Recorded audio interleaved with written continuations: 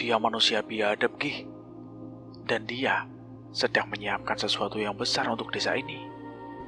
Sebelum Tegar menjawab, seorang pria tua mendekati mereka.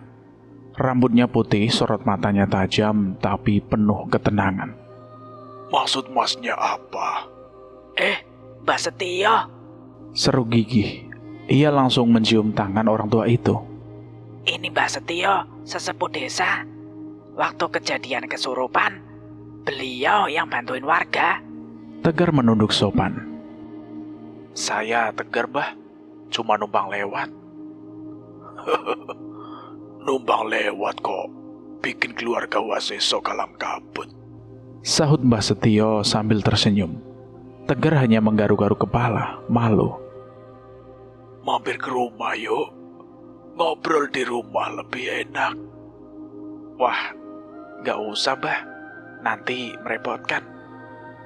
Yakin Mas, gak mau mampir? Singkong Mbah Setio itu enak loh Mas. Panen sendiri.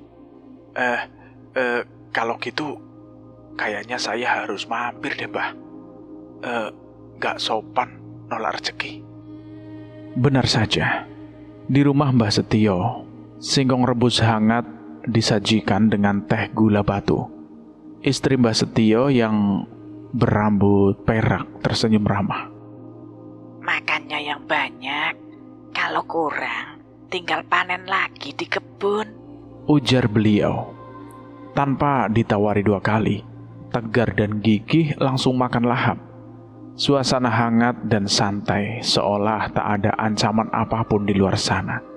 Sampai Tegar melihat memar biru pekat di leher istri Mbah Setio. Seperti luka lama yang enggan sembuh.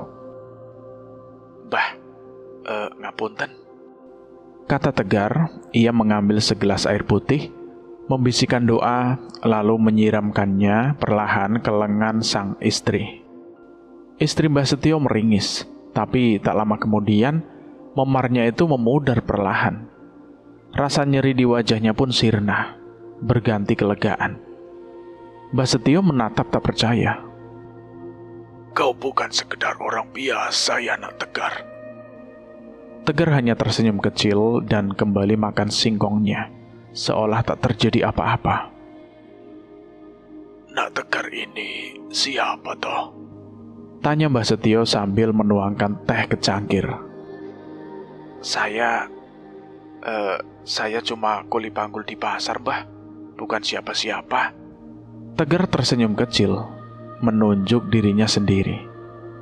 Mbah Setio terkekeh kecil sambil mengelus janggut putihnya. Saya juga belajar soal klinik loh. Tapi bertahun-tahun, saya belum bisa nyembuhin istri saya sendiri. Ya, mungkin jodohnya sembuhnya itu di tangan saya, Mbah. Kayak warga desa yang jodohnya sembuh di tangan Mbah Setio. Tawa pelan terdengar dari Gigih yang duduk di sebelah Tegar. Bocah itu menatap Tegar dengan kekaguman yang tak bisa disembunyikan. Mbah Setio hanya menggeleng pelan. Orang ini ilmunya tinggi, tapi hatinya tetap rendah. Bisik Mbah Setio pada Gigih. Setelah makanan mulai habis dan suasana makin akrab, Mbah Setio mulai membuka cerita yang lebih berat. 1 minggu sebelum Nak Tegar datang, desa ini digegerkan sama kejadian aneh. Tengah malam, ada warga yang gak bisa tidur, ngintip dari jendela, dan lihat ada arak-arakan jenazah. Tegar langsung menoleh. Waktu itu, beberapa warga kesurupan. Mereka tertawa seperti orang gila, bahkan nyaris membunuh keluarga sendiri. kejadian itu ya, Mbah? Tanya Tegar dengan memastikan kejadian yang Mbah Setio maksud. Mbah Setio pun mengangguk mengiyakan. Paling parah itu keluarga Pak Santo. Baru aja ribut soal sengketa tanah sama Agung Waseso. Beberapa hari kemudian, semua kerasukan, saling tikam. Gak ada yang selamat. Tegar menghela nafas pelan. Begitu ya, Mbah. Dan sialnya, malam ini mereka akan mengeluarkan jenazah itu lagi. Mbah Setio menatap Tegar lekat-lekat. Kau yakin? Tegar mengangguk. Selama di desa itu, ia menyadari sesuatu. Tetesan darah di tanah. Dan malam ini bulan purnama. Kutukan jasad keramat itu makin kuat kalau bulan penuh menggantung di langit. Jasad keramat itu punya keinginan sendiri. Tanya Mbah Setio hati-hati. Tegar mengangguk. Pandangannya kosong sejenak, seperti sedang menembus dinding rumah, menembus waktu. Kalau kali ini bukan Agung Waseso yang memilih, bisa jadi lebih banyak korban yang jatuh. Jasad itu mungkin memilih sendiri siapa yang akan menjadi tumbalnya. Gigih celingak-celinguk, bingung menanggapi perbincangan serius itu. Wah, kita hadang saja, Mas. Kita cegat dan tangkap arak-arakan itu. Seru Gigih dengan polosnya. Tegar memandang bocah itu dengan tenang. Yang cuma ngintip aja bisa kesurupan, Gih. Apalagi yang berdiri langsung di jalurnya. Bisa mati seketika. Gigih terdiam, wajahnya pucat. Lalu Tegar melanjutkan. Tapi ada satu cara. Tetesan darah itu bukan hanya pertanda, tapi penanda jalur.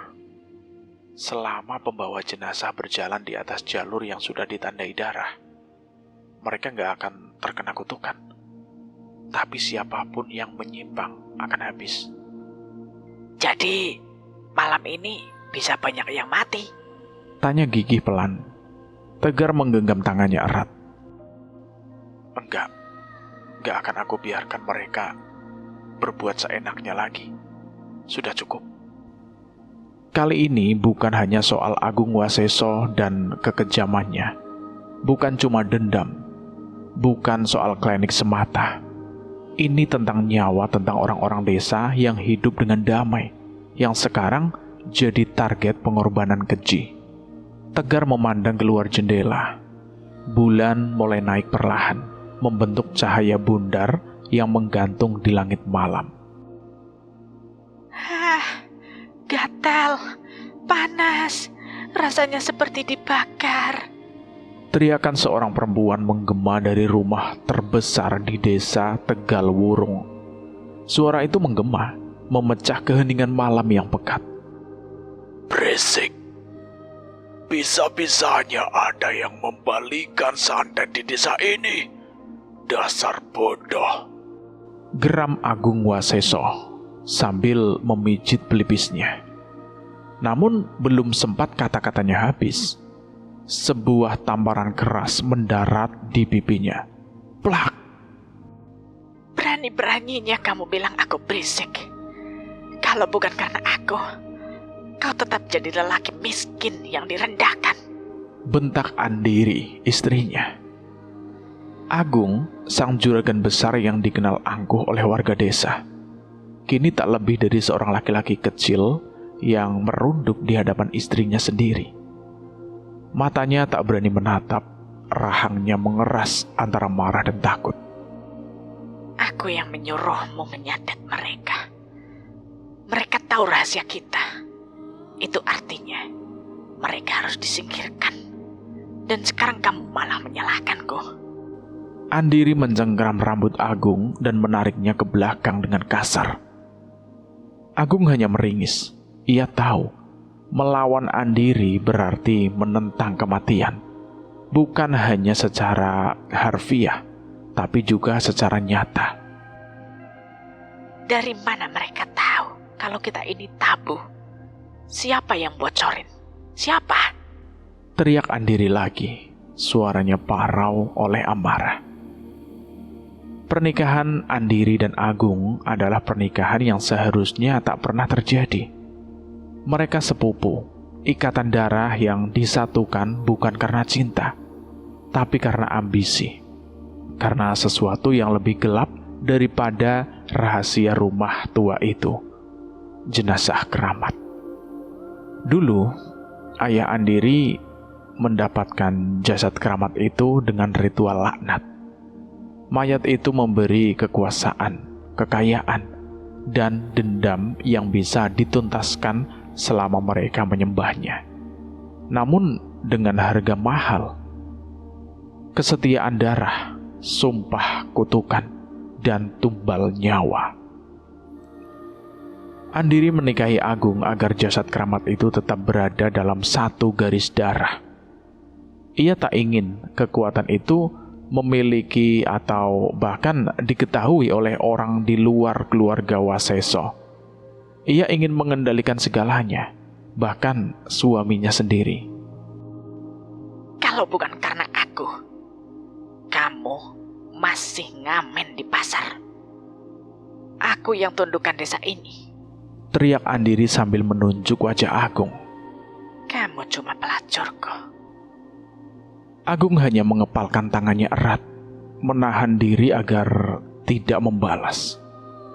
Ia sadar apa yang akan terjadi padanya jika melawan Andiri. Malam ini, arak-arakan itu akan berjalan. Mereka akan mati. Kita sudah menyiapkan jalurnya, ucap Agung pelan. Andiri mendesis, matanya memancarkan amarah dan kegilaan yang dalam. Aku tidak terima adanya gangguan. Yang harus mati, harus mati. Aku tak peduli siapa. Dari balik pintu, sepasang mata kecil mengintip. Uni, anak perempuan berusia 5 tahun. Anak mereka.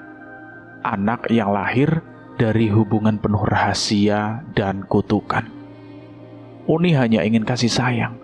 Tapi yang ia lihat adalah ibunya menampar ayahnya, menjambak, berteriak, dan berkata ingin melihat orang mati. Dalam diam, ia belajar bahwa cinta tidak tinggal di rumah itu. Tatapan Andiri menoleh sebentar. Mata mereka bertemu Uni dan ibunya. Tapi yang dilakukan Andiri hanya satu, membuang muka. Tak ada pelukan, tak ada senyum. Tak ada ibu. Seorang pengasuh datang dan membawa Uni kembali ke kamar. Anak itu menatap ke belakang satu kali, berharap ada panggilan. Tapi ternyata tidak ada. Hanya suara pintu yang perlahan menutup, dan rumah itu kembali sunyi, seperti tak pernah mengenal cinta. Perang gaib. Malam itu, Tegar duduk menyendiri di atap pos ronda. Matanya awas menatap rumah keluarga Waseso dari kejauhan. Angin malam terasa lebih dingin dari biasanya, seolah membawa bisikan dari alam gaib yang bersiap menyergap. Di sisi lain desa, secara diam-diam Gigih dan Mbah Setio telah menyusuri rumah demi rumah, memperingatkan warga agar tidak keluar, bahkan tidak mengintip semenjak matahari terbenam. Desa Tegal Wurung dicekam sunyi. Tak ada suara jangkrik, tak ada anjing menggonggong, hanya sunyi yang menggantung seperti nafas yang tertahan. Tegar sudah berpesan, isi malam ini dengan doa, zikir, atau pengajian. Jangan pernah lengah, karena malam ini sesuatu yang buruk akan muncul. Di atas pos ronda, Tegar mengepalkan tangannya, wajahnya menegang. Keluarlah dan tunjukkan wujudmu, gumamnya seperti menantang sesuatu dari balik kegelapan. Ia memejamkan mata, memusatkan diri, membaca gelombang energi yang mulai beriak di udara. Namun, ketegangan itu sejenak pecah oleh suara yang familiar. Nak Tegar, kopi sama cemilannya di bawah ya. Tegar cepat melompat turun. Mbah, saya sudah bilang jangan keluar. Ini bukan malam biasa, Mbah. Tapi Mbah Setio hanya tersenyum tenang. Biar Mbah ikut. Cuma Mbah yang bisa jadi saksi desa ini. Kalau kamu berhasil, Mbah yang akan menceritakan semua ini. Kalau kamu gagal, Mbah ikut tanggung jawab. Tegar tak bisa membantah keras kepala sesepuh itu. Ia menghela nafas panjang. Mbah. Baiklah. Tapi jangan pernah hadapi keranda itu secara langsung ya, Mbah. Iya, Nak Tegar. Mbah mengerti. Mereka duduk di pos ronda ditemani kopi pahit dan singkong rebus. Tapi malam itu, rasa kopi pun terasa hambar. Langit makin pekat, udara makin berat. Desir angin membawa aroma yang tak wajar, bau tanah basah dan darah. Mereka datang. Bisik Mbah Setio, lirih, nyaris seperti doa yang patah. Dari kejauhan cahaya obor mulai muncul di antara kabut tipis. 1, 2, 10. Arak-arakan itu muncul dari jalan setapak hutan. Langkah-langkah mereka tak terdengar, tapi nyala obor seolah menari di tengah bisu yang menegangkan. Tegar menajamkan mata, jari-jarinya menempel pada tanah. Ia menunggu sesuatu. Nak Tegar, mereka boleh masuk ke pemukiman. Suara Mbah Setio sedikit gemetar. Tegar masih diam, matanya memicing, menanti detik yang tepat. Panas! Tiba-tiba terdengar jeritan dari arak-arakan itu. 1, 2 para pengusung keranda itu mulai menggeliat kepanasan. Tubuh mereka gemetar hebat, seolah terbakar dari dalam. Panas! Mataku terbakar! Tegar tersenyum dingin. Perangkap bambu runcing itu bekerja. Tak ada makhluk berniat jahat yang bisa melewati garis ini. Perlahan para pengusung keranda mulai tumbang satu persatu. Keranda bergoyang, nyaris jatuh. Jangan biarkan keranda itu menyentuh tanah. Teriak salah satu dari mereka. Seolah tiba-tiba sadar dari hipnotis gelap yang selama ini membelenggu mereka. Kegaduhan itu membangunkan dua sosok dari rumah besar, Agung Waseso dan Andiri. Andiri mendesis, matanya merah menatap kekacauan itu. Tegar, beraninya kau. Teriak Agung Waseso. Kembali. Bawa kembali jasad itu. Pekik Andiri yang sadar rencana mereka sedang terancam. Para pengusung ketakutan. Mereka bangkit dan tergesa mengangkut keranda kembali ke rumah. Tapi Tegar tak tinggal diam. Ia berlari mengejar. Brak! Pintu rumah tertutup tepat di depan wajahnya. Tegar terlambat. Di dalam rumah, Andiri memastikan jasad itu berada di tempatnya. Ia pun berlutut di depan keranda, seperti seorang pemuja setan yang kembali ke altar kekutukannya. Ia menunduk, bersujud, dan berbisik penuh kebencian. Bunuh semua yang mengganggu keluarga Waseso. Aku menyembahmu.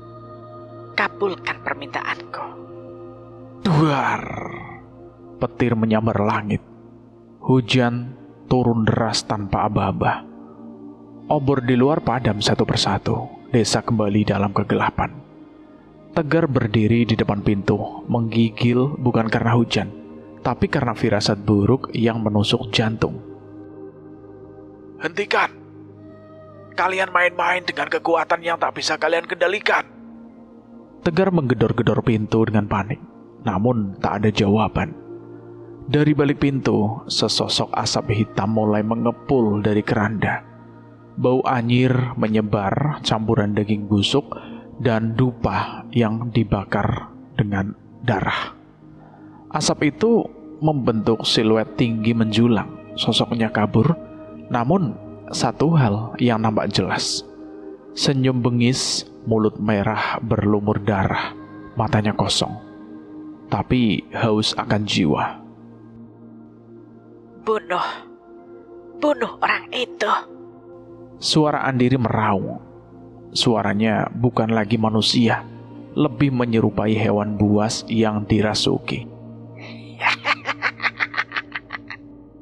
Dan malam itu pun mulai mengalirkan darah. Tegar menyadari satu hal penting malam itu. Ia dalam bahaya besar.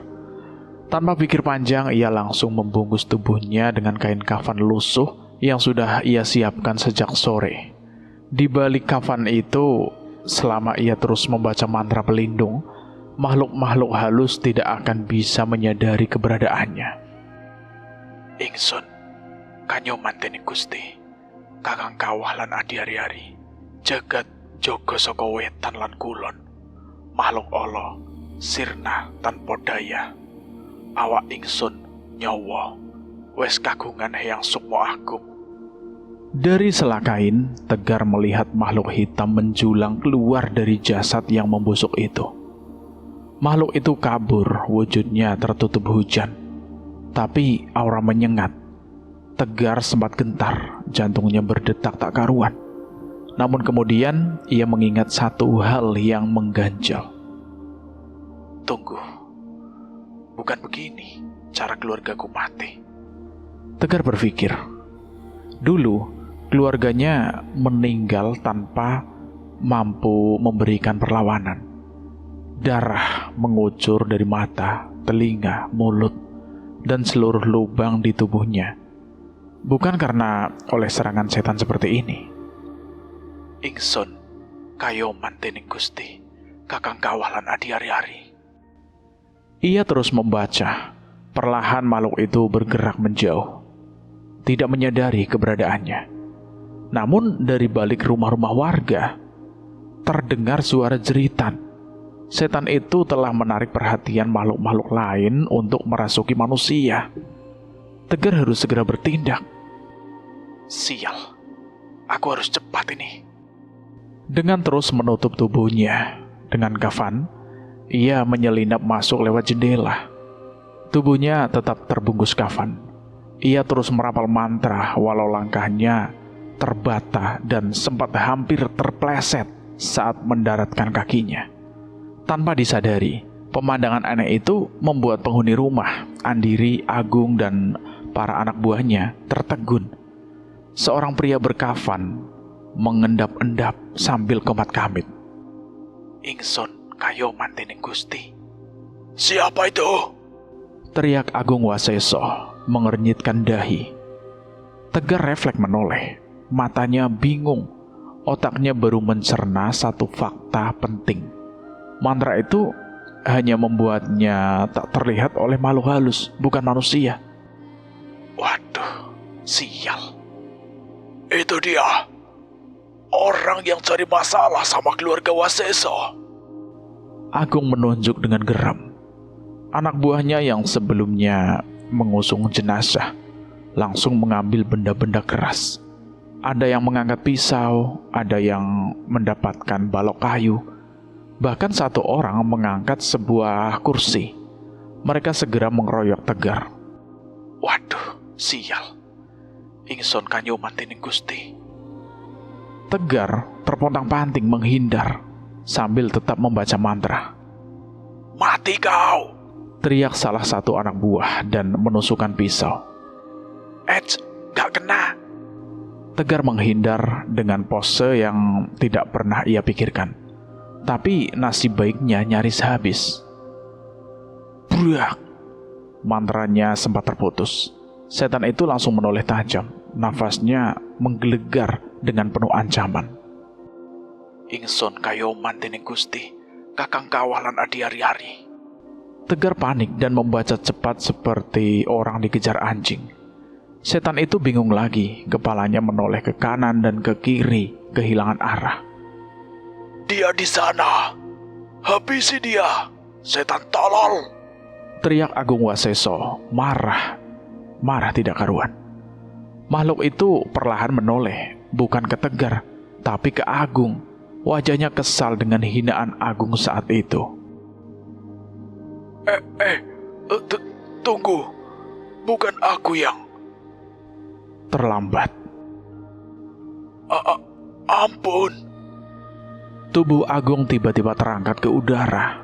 Ia berteriak. Lalu, cerat, matanya pecah menyemburkan darah. Tegar tidak menyia-nyiakan momen itu. Ia menendang keranda yang diletakkan di meja. Brak! Jasad itu terjatuh ke lantai.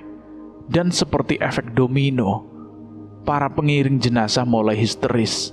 Ada yang tertawa cekikikan, ada yang menghantamkan kepalanya ke tembok. Mereka semua kerasukan. Andiri berusaha mengangkat jasad itu kembali ke atas meja. Namun Tegar lebih cepat. Ia melompat, menarik kepala mayat itu hingga terputus. Ia pun berlari menjauh, lalu dengan cepat ia mengambil obor. Sudah cukup. Tegar meletakkan kepala itu di atas api obor yang menyala.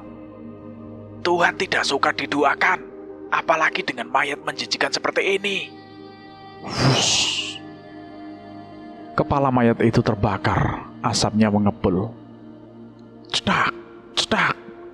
Terdengar bunyi kepala yang menghitam dan pecah perlahan. Setan itu meraung, tubuhnya mulai menguap, kembali menjadi asap pekat.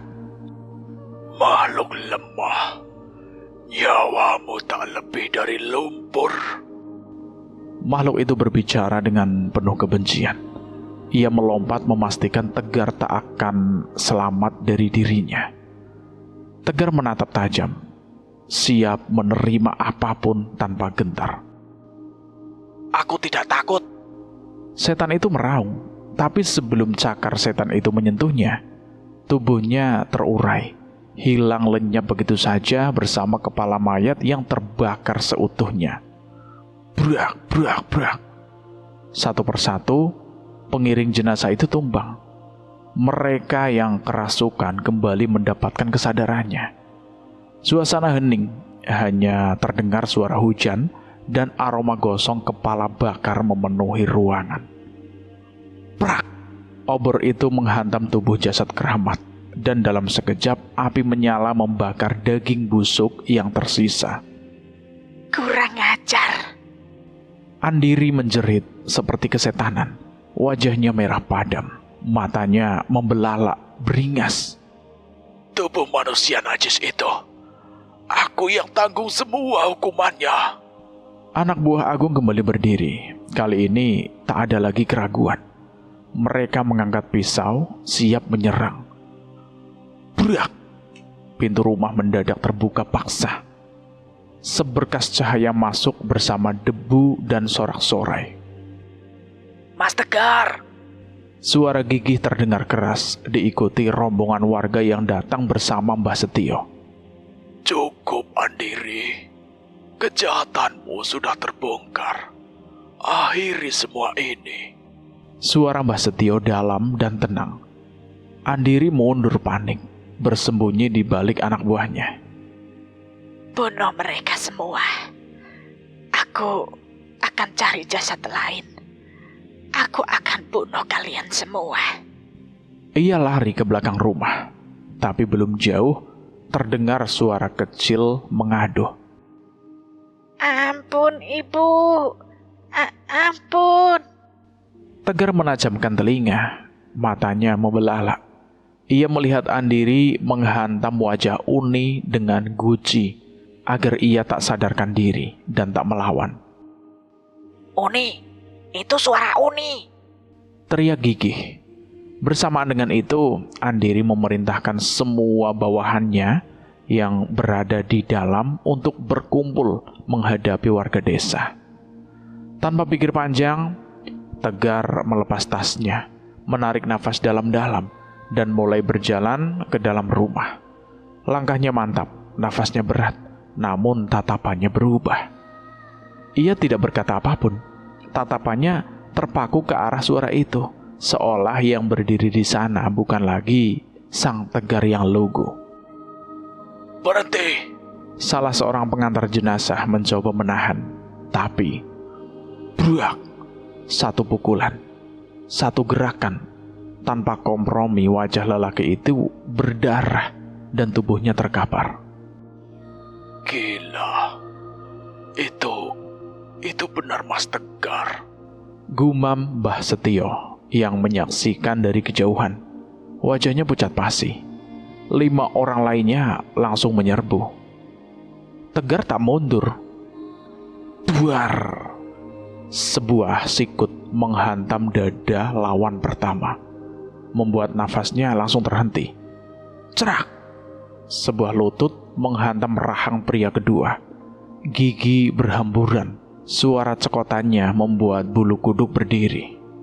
Lawan ketiga menusuk dengan pisau kecil, namun Tegar menangkis. Lalu memelintir tangan pria itu hingga terdengar suara krak. Tulangnya patah. Tangis kesakitan membahana. Tidak ada jeda, tidak ada ragu. Cerak, krak. Tegar melompat, menendang 2 orang sekaligus. Satu terhempas ke lemari kaca, satu lagi membentur pilar kayu dan jatuh tak sadarkan diri. Jerit, derak, teriakan warga dari luar rumah semakin ramai. Tapi di dalam hanya suara amukan Tegar yang menggema. Kini hanya satu lawan yang tersisa. Pria itu bergetar. Ia mencoba lari, namun Tegar mencengkram kerah bajunya, menyeret tubuhnya seperti karung beras. Tegar mengangkatnya setinggi kepala, lalu mengayunkan tubuh itu ke arah Andiri yang sedang berusaha kabur sambil menyeret Uni yang lemas. Brak! Tubuh itu menghantam Andiri dengan suara dentuman yang mengerikan. Keduanya terjungkal, membentur lantai dengan keras. Andiri tak bergerak, pingsan seketika. Hening. Seisi ruangan membeku. Mbah Setio terdiam. Warga desa yang berkumpul di luar hanya bisa mematung. Tak ada yang bisa percaya dengan apa yang baru saja mereka saksikan. Tegar berdiri di tengah ruangan penuh kekacauan. Nafasnya berat. Tubuhnya dipenuhi debu dan darah. Namun tatapannya tak surut sedikit pun. Beberapa detik kemudian, brak! Sebuah kursi kayu pecah terlempar ke sudut ruangan. Dari sela-sela puing dan bayangan, Tegar muncul. Dipeluknya Uni yang lemah tergolek. Matanya terpejam, tubuhnya ringan seperti daun kering. Tegar melangkah keluar perlahan, tak bicara sepatah kata pun. Uni, Gigi langsung berlari menghampiri. Tegar berhenti di depan Mbah Setio. Nafasnya berat, tubuhnya dipenuhi luka dan debu. Mbah, saya titip anak ini. Kedua kakaknya akan menjemput nanti. Mbah Setio hanya mengangguk, matanya berkaca-kaca.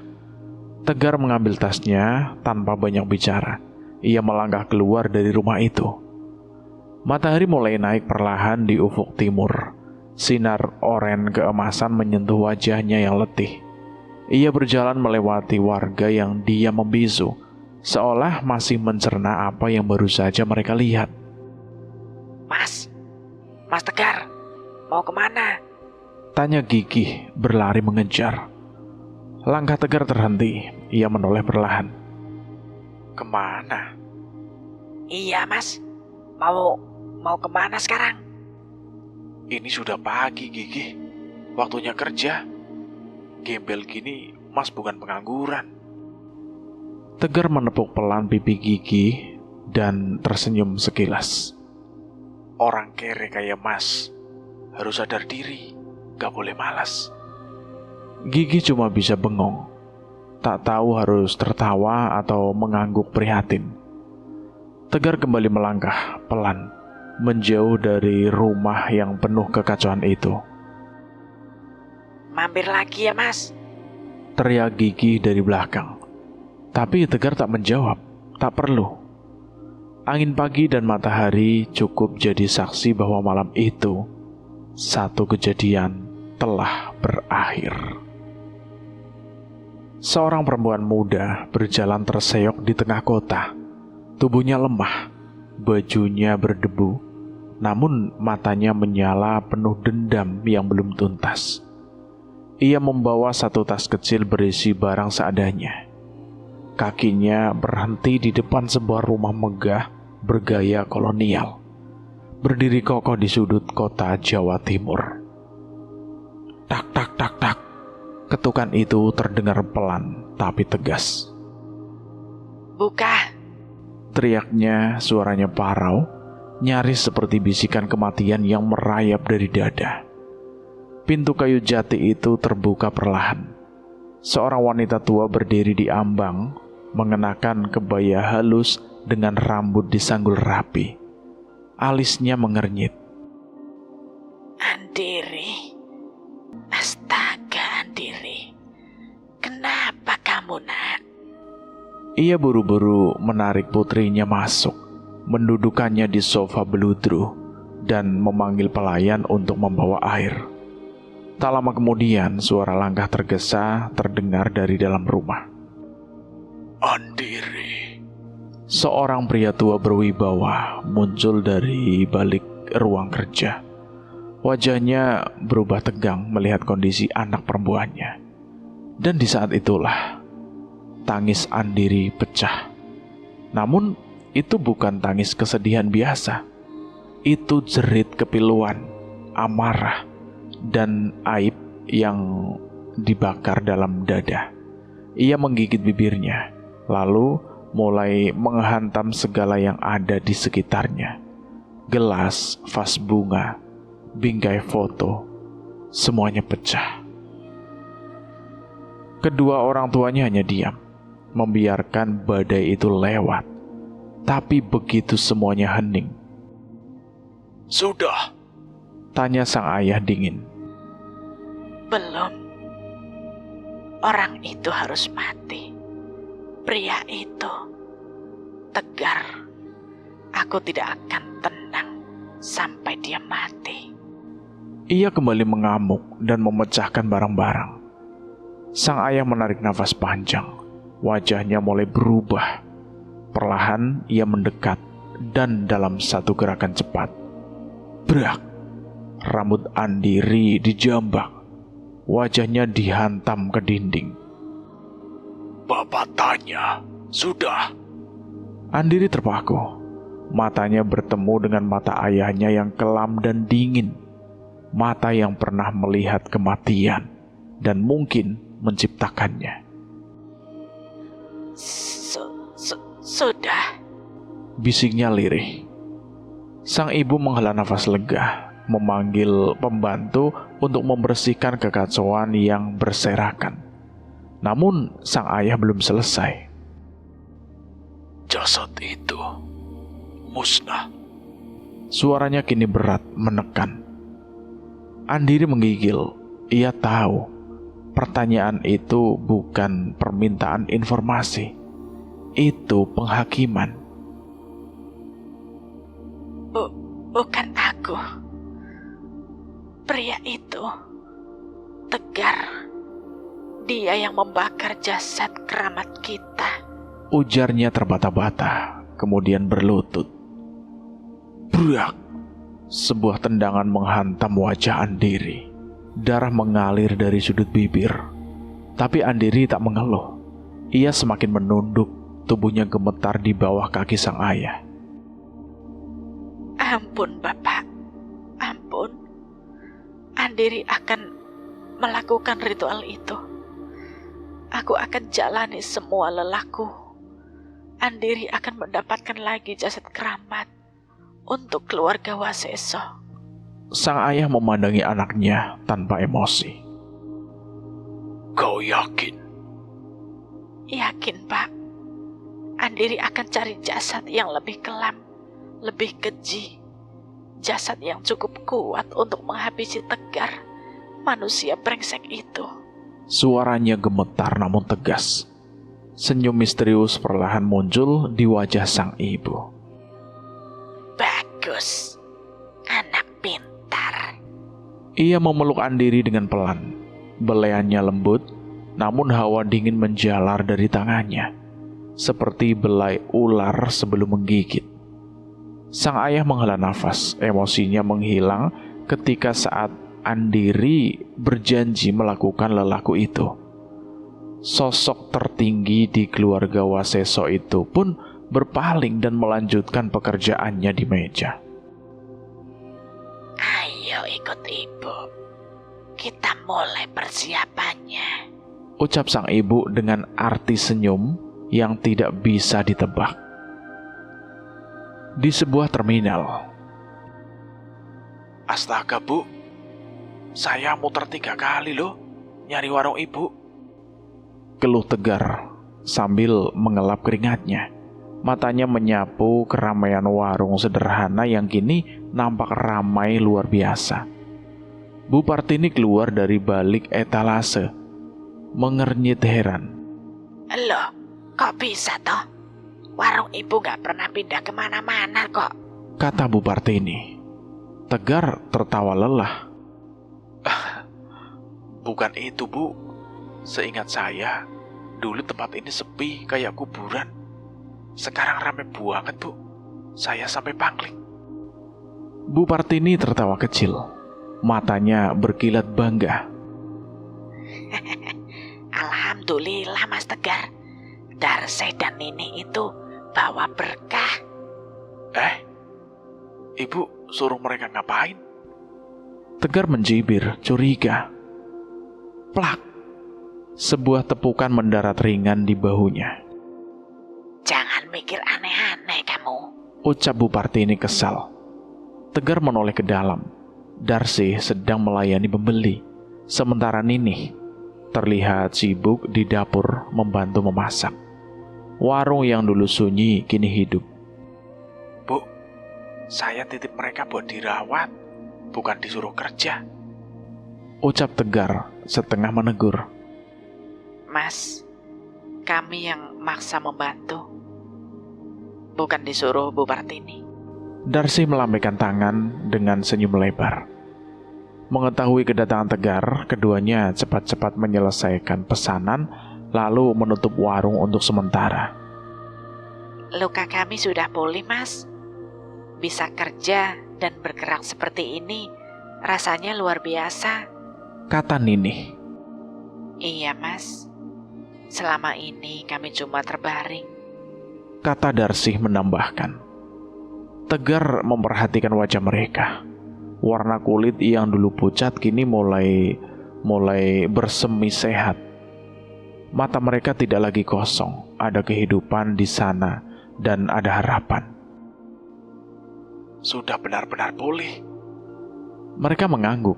Bu Partini ikut tersenyum. Uni juga sudah aman sekarang.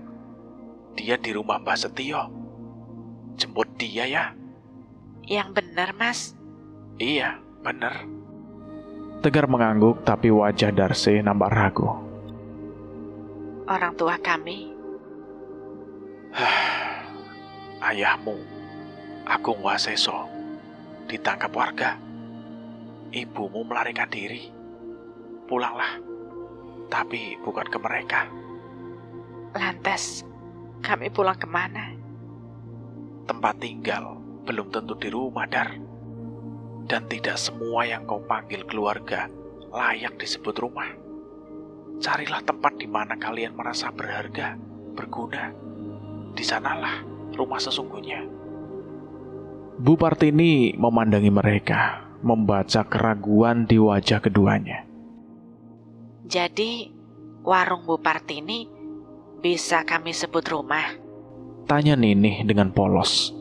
Matanya menatap bangunan kecil yang penuh tawa dan aroma sedap. Tegar menoleh ke arah Bu Partini. Wih, bisa banget. Mau tinggal di sini, boleh. Pulang kapanpun, ya boleh. Sahut Bu Partini semangat. Jangan karena warungnya laris, gara-gara mereka aja ya, Bu. Seloroh Tegar setengah menggoda. Ya jelas bukan toh. Bu Partini tersenyum kecil, tapi saat itu raut wajah Bu Partini berubah. Ia seolah mencoba menutupi sesuatu di balik matanya yang mulai berair. Ia menggaruk kepalanya seperti sedang bingung harus memulai dari mana. Tapi suara hatinya terlalu keras untuk diabaikan.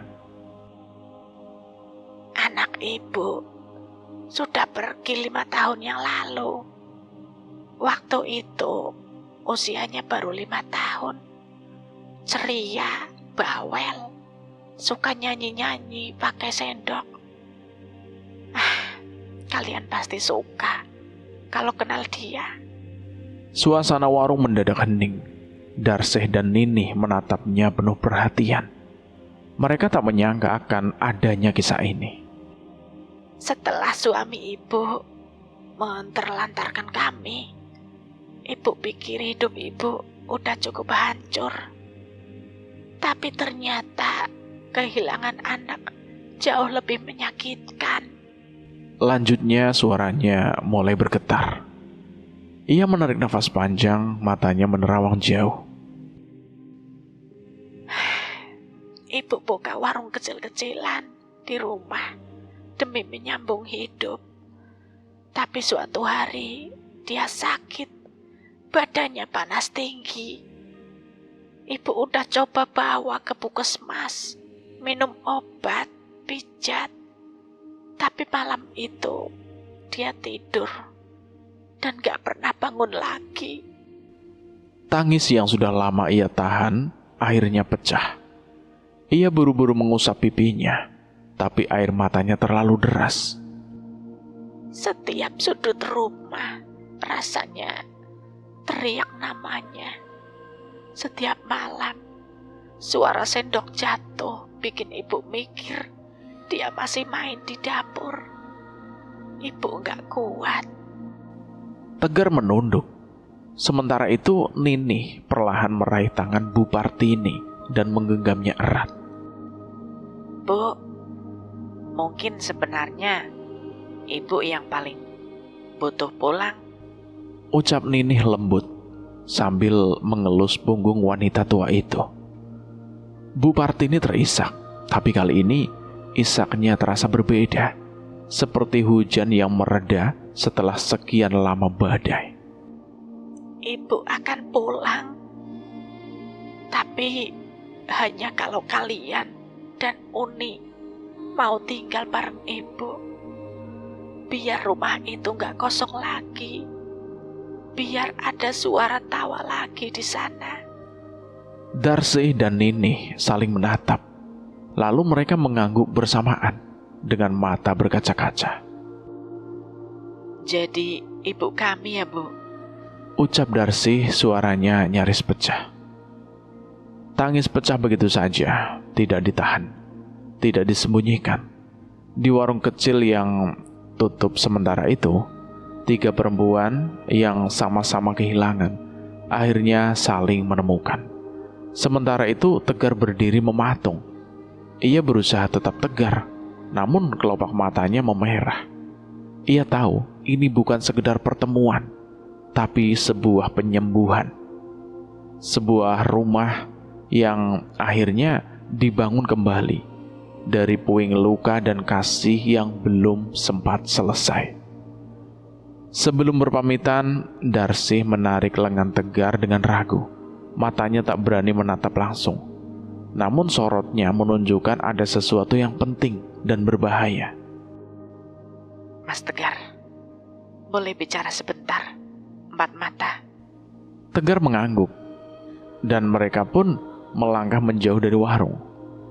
Di sisi belakang terminal yang sepi, hanya suara bis dari angin sore yang menemani. Katanya, Darsih membuka percakapan dengan pelan. keluarga Mas Tegar juga meninggal karena jasad keramat. Tegar menunduk, rahangnya mengeras. Iya, dibantai habis. Tak tersisa karena arak-arakan neraka itu. Ia menatap Darsih penuh tanya. Kenapa kau tanya begitu, Darsih? Darsih nampak gelisah. Matanya menatap tanah lalu ke wajah Tegar dan kembali menunduk.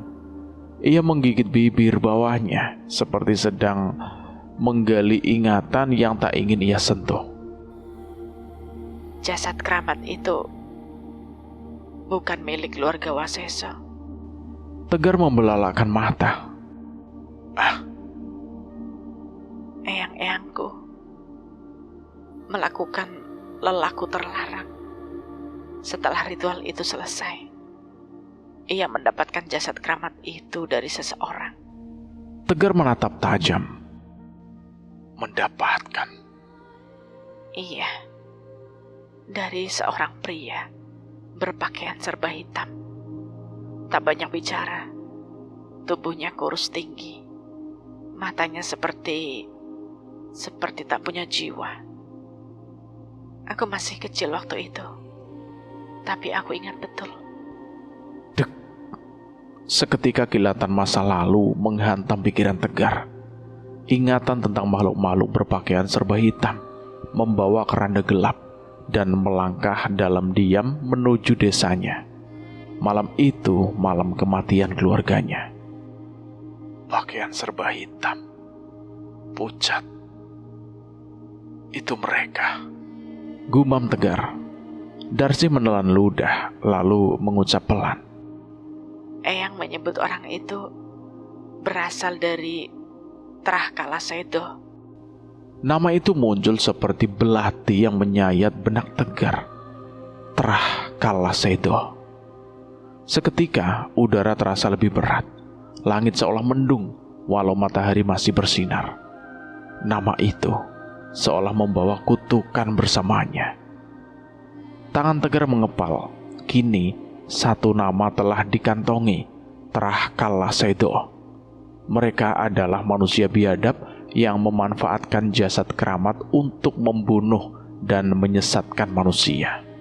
Sekelompok manusia yang mempunyai hati lebih daripada iblis. Trahkala Sedo. Jadi mereka yang memulai ini semua. Tegar pun berpamitan. Kini ia memiliki tujuan lain. Sebelum ada Waseso-Waseso lain, Tegar harus menemukan Trahkala Sedo itu dan menghentikan perbuatan biadab mereka. Cerita ini selesai sampai di sini, dan bagaimana menurut teman-teman semua tentang cerita ini? Silahkan tulis di kolom komentar. Dan terima kasih buat kalian semua yang sudah mendengarkan cerita ini sampai habis. Semoga kalian sehat selalu, panjang umur, bahagia selalu, dan selalu dimudahkan segala urusannya. Saya mohon maaf jika ada kesalahan kata, dan saya pamit undur diri.